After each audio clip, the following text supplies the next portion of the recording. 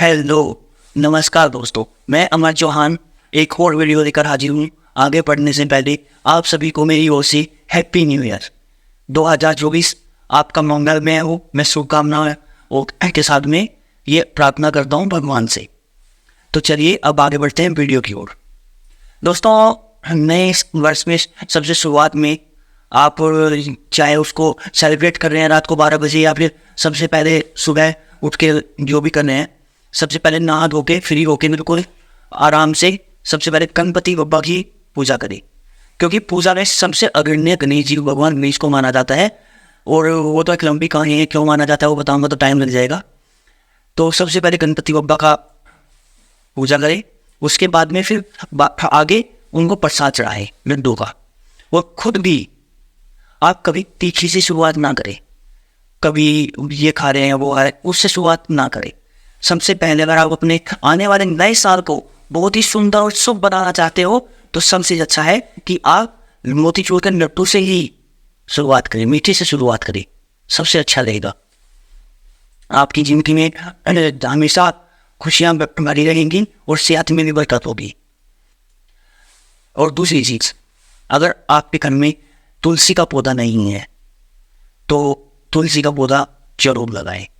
तुलसी शुभ माना जाता है और ये बहुत ही लाभदायक भी होता है। ज्योतिष गणना के अनुसार भी ये बहुत शुभ माना जाता है दोस्तों। और इसके फायदे भी बहुत सारे हैं। ऐसा नहीं है कि ऐसे ही इनको तुलसी महाराज का माता कहा जाता है। बहुत सारे फायदे हैं, आपकी ज़िंदगी में बदलाव आना शुरू हो जाएगा। अगर घर में नहीं है तो लगा के देखिए। किस ओर लगाना है, किस स्थान पे लगाना है, तो वो ऐसा लगाने से पहले हो सकता है तो एक बार किसी ज्योतिष शास्त्र से एक बार पूछ लें कि किस हमारे घर में, क्योंकि हर किसी घर का डिजाइन अलग होता है, तो मैं नहीं बता सकता कि उसको कहाँ लगाना चाहिए।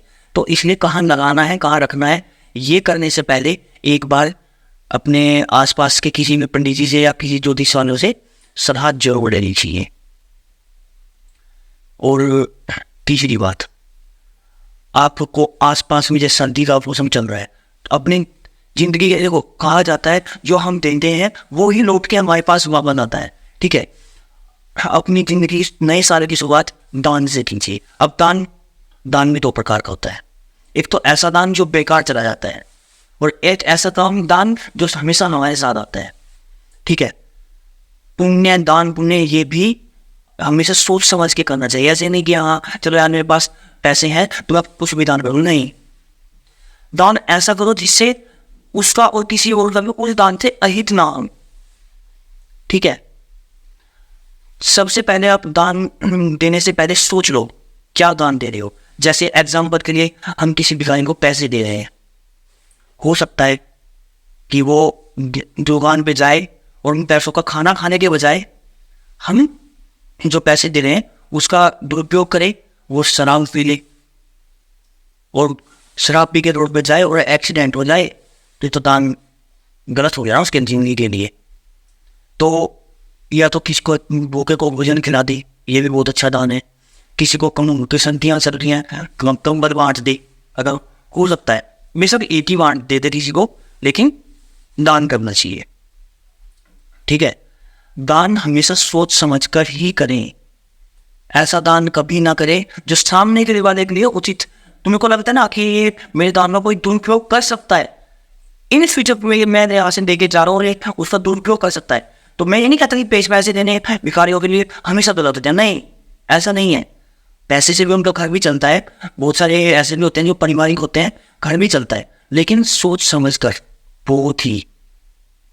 ठीक है, दान हमेशा में साल की शुरुआत, न्यू ईयर की शुरुआत दान देने से करें।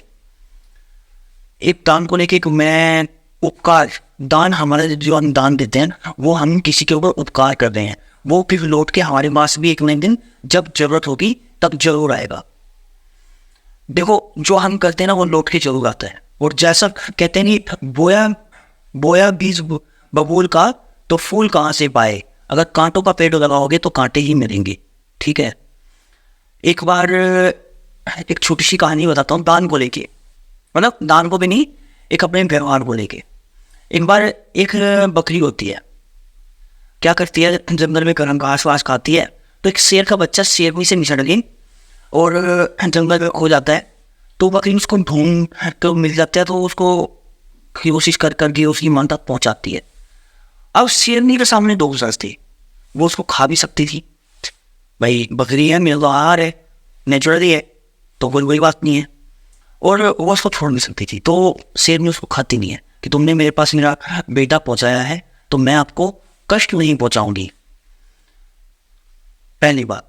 दूसरी बात, तुम्हें कुछ चाहिए, मैं तुम्हारी कोई मदद कर सकती हूँ, उससे मैंने जो मेरे ऊपर उपकार किया है वो कुछ काम हो जाएगा, तो मैं भी कोई मदद करना चाहती हूँ, कुछ हो तो बताइए।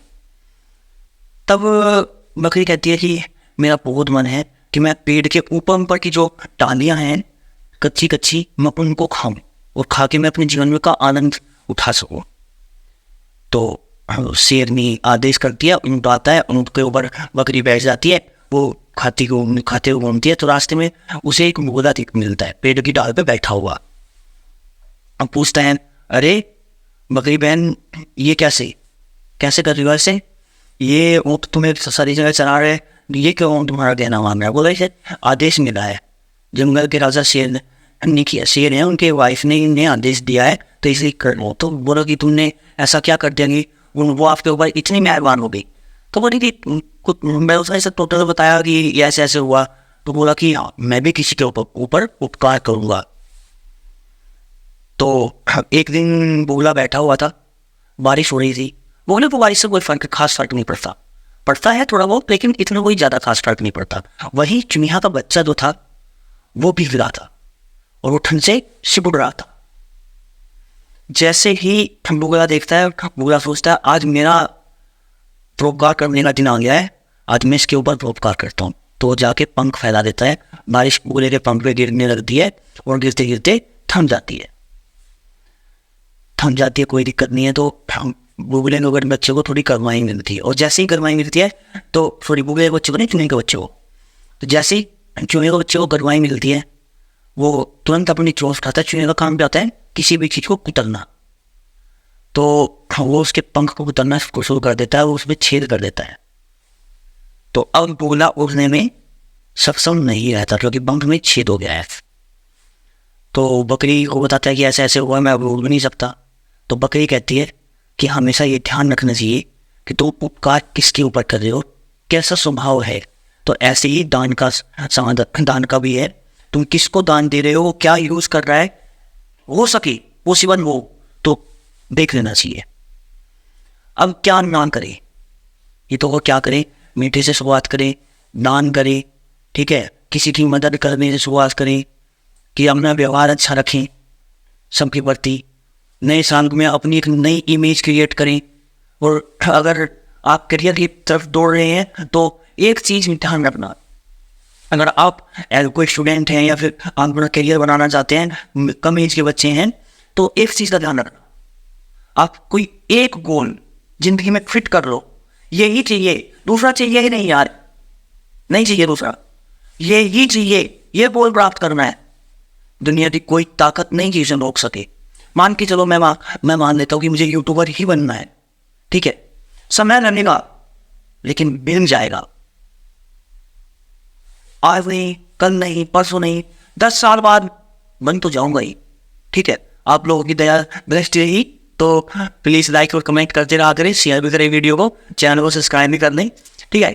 तो ऐसे ही आपका भी है, अगर आप लोगों ने सोच लिया कि मुझे इस फील्ड में IAS बनना है, PCS बनना है, डॉक्टर बनना है, इंजीनियर बनना है, तो 100% बन जाओगे, बस आपको मन नहीं छोड़ना है, ठीक है। तो अपनी मेहनत लगातार करते रहें और सभी के साथ प्यार व्यवहार करें।